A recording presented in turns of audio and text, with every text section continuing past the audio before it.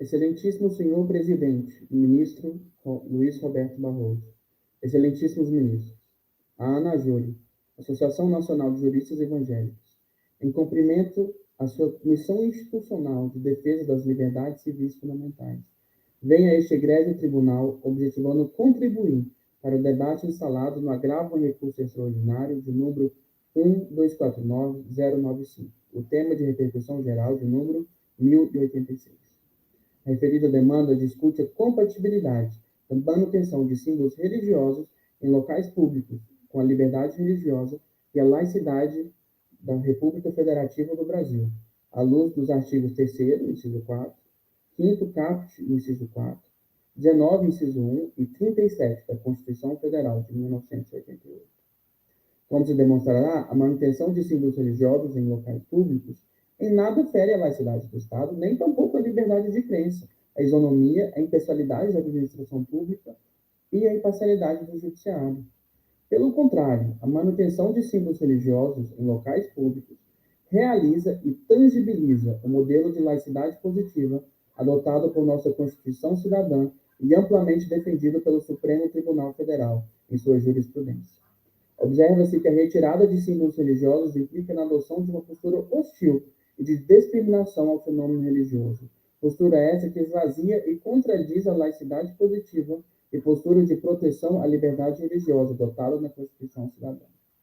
Vale ressaltar que, embora o foco da ação em tela seja a ostentação de crucifixos em repartições públicas, a decisão, caso tais razões recursais sejam levadas à sua completude lógica, também afetará qualquer representação da Têmis, a deusa grega da lei, ordem e justiça, de Menorás, o candelabro sagrado ao povo judeu, e ainda de pombos brancos e budas, que para alguns representam figuras de paz, iluminação ou sorte. Em julgamentos históricos, como o caso Jonas Abib, de 2016, o recurso ordinário em habeas corpus de número 134682, e a criminalização da homotransfobia em 2019, isso é, no julgamento conjunto da ação direta de inconstitucionalidade por omissão, de número 26, ADO 26, e o mandado de injunção 4.733, o STF consistentemente repudiou noções laicistas, as quais anseiam por reprimir o fenômeno religioso em praça pública e o privatizar. Vez após vez, tem se consagrado o entendimento normativo do STF, garantidor e favorável ao modelo de laicidade positiva previsto na Constituição Federal, ao qual tem sido chamado de neutralidade benevolente. O Estado brasileiro não adota nenhuma religião como a sua, nem tampouco impede qualquer religião de ser adotada por terceiros, mas antes age para garantir e preservar a observância voluntária de toda e qualquer crença ou descrença. Recorda-se a preocupação do legislador, consagrada na Lei 7.716, de 1989, a dita Lei Caô, ou Lei do Racismo, em vedar o racismo religioso e a discriminação e preconceito em virtude da identidade religiosa dos indivíduos. Essa preocupação necessariamente atinge não somente as relações horizontais entre indivíduos, mas também e principalmente a relação entre os entes federativos do Brasil e a sociedade brasileira como um todo. Sendo o povo brasileiro um povo profundamente religioso, mostra-se misto em confirmar qual tratamento esse povo pode esperar do Estado e do Judiciário nessa seara. A previsão do inciso 1 do artigo 19 da colaboração de interesse público entre Estado e cultos religiosos deixa explícito para todos os fins que a separação de Estado e religião no Brasil é positiva e não adversarial. A separação de Estado e Igreja no Brasil não é sinônimo de inimizade, mas de reconhecimento mútuo de esferas distintas de atuação. Essa colaboração, assim, não se confunde com a subvenção. O Estado é laico, mas não laicista. É neutro, mas não inimigo. Garantidor, mas não realizador. A Lei 14.969, de 13 de setembro de 2024, reconheceu as expressões artísticas cristãs e os reflexos e influências do cristianismo, além de seus aspectos religiosos, como manifestação cultural nacional. Isso em seu artigo 1º. A referida lei, sancionada pelo presidente Luiz Inácio Lula da Silva, ratifica o que já é evidente em todas as esferas da sociedade brasileira: a importância da espiritualidade para o brasileiro médio e a forte influência do cristianismo na cultura nacional. Para além da espiritualidade, como reconhece essa lei que já está em vigor, O cristianismo, enquanto manifestação cultural nacional do Brasil, possui expressões artísticas e um sem fim de reflexos e influências que vão além do âmbito estritamente religioso. Reflexos e influências que podem ser encontrados, por exemplo, nos ritos afro-brasileiros e espíritas dos mais diversos tipos, e por toda a cultura e imaginário popular, nos valores familiares e nas práticas comunitárias, nas festas populares e feriados nacionais, até mesmo na linguagem cotidiana, permeando o folclore, a música, a literatura e a arte brasileira de modo profundo e abrangente. Tais expressões possuem nítidas raízes na religiosidade. Garantidas representam um esforço para a manutenção da boa convivência entre os aderentes de diversos credos e para a preservação da identidade de um povo, nosso povo, o povo brasileiro. Há, portanto, uma relação entre a salvaguarda da liberdade religiosa e a proteção da cultura da comunidade brasileira. No direito, aponta-se a adoção do princípio da dignidade humana como fundamento do Estado de Direito. Princípio este que, historicamente, decorre da doutrina judaico-cristã, da Imago Dei, pelo qual todo ser humano é criado à imagem e semelhança de Deus, possuindo, portanto, valor inestimável e inegável.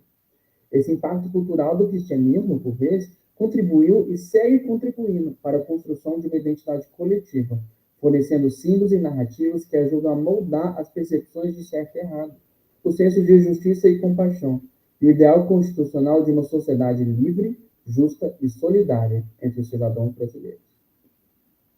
De acordo com o último censo do IBGE, quase 9 em cada 10 brasileiros se identificam como cristãos de alguma espécie.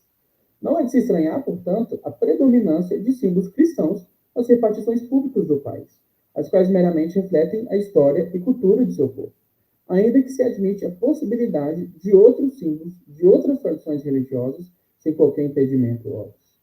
Nesse diaspão, vale ressaltar que símbolos religiosos adquirem sentido culturais, para além de sua origem religiosa. O crucifixo pode tanto representar para um fiel uma narrativa, um símbolo, um emblema de redenção espiritual, como exemplificar para um jurista as consequências finais de um juízo injusto, que penalizou uma vítima inocente.